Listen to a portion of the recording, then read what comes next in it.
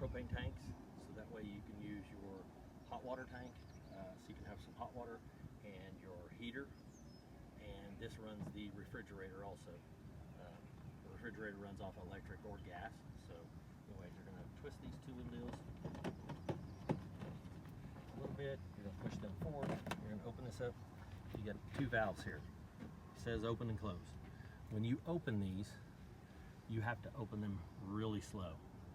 If you open them up quick, it somehow gets a vapor lock on it and your gas system won't work very good. You won't be able to get hot water, stuff like that. So when you open these, just take and kind of crack them open and then just slowly turn them till they get some gas going. Usually you can hear it go through the system, and then you can open them up. So get those opened up, and then we'll go inside and show you what we need to do to get the hot water tank and stuff. We'll come back over here by the kitchen sink. Back here behind this little plant area, there's another little square box. For your water, we have two switches down here, you'll notice. One is HTR, and the other one says pump. I don't know if you can see those or not. Mm-hmm.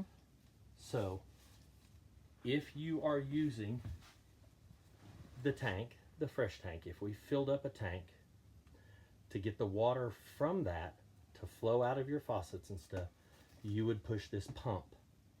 But since we're hooked up to a city source of water and it has pressure, you don't need a pump to pump it through. It already has pressure from the city side.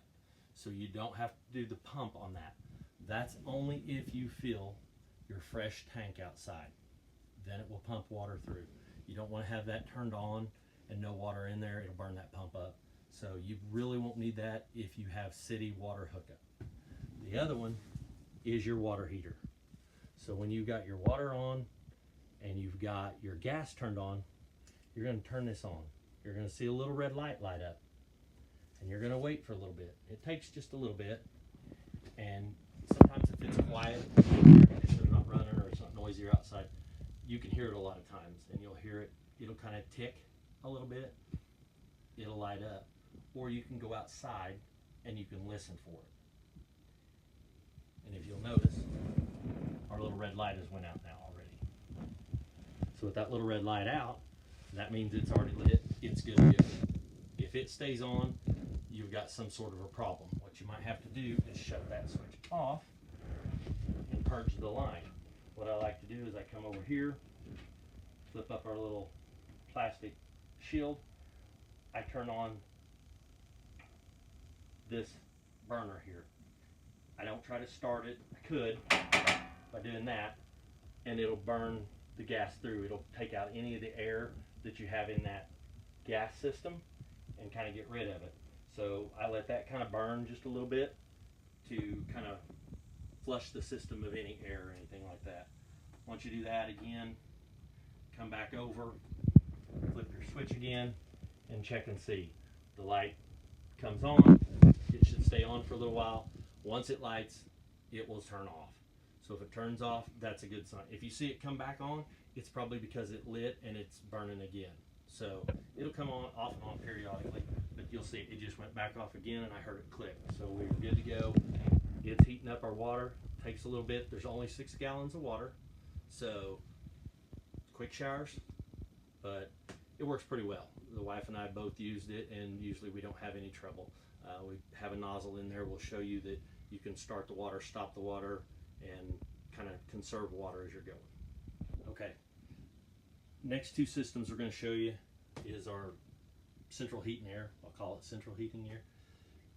You get a little square button down here on the bottom.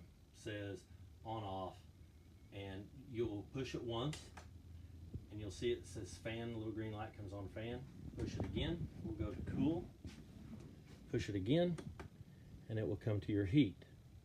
Okay, and then you just up and down. See here, click on. So and it does that for your heat and for your air. You will hear that run, and that turns your fan on to push the hot air through or the cold air through. So, and then you just push it again, and yes, it's green light here, but the screen goes off, so you know the system's shut down. The next one is our refrigerator.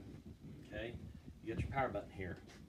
You push it once, the green light comes on. If there's a problem, this will turn red or orange or something like that, stating that, showing you that it's not working, something's wrong. And it's usually because of the gas line again. Like I said, once you purge it, usually you don't have any problems. So you just push it once and it goes on, push and hold it, turns it right back off. We always use it on propane and really don't have a problem with it. It works really well. And so got refrigerator, freezer, both, they operate off the same switch. You don't have a separate one for figure that out. Our shower that we were talking about earlier, here's your little switch. It's hanging up here. You gotta watch it. It doesn't like to aim the right way. So you gotta kinda, well, you just take it down and we just use it.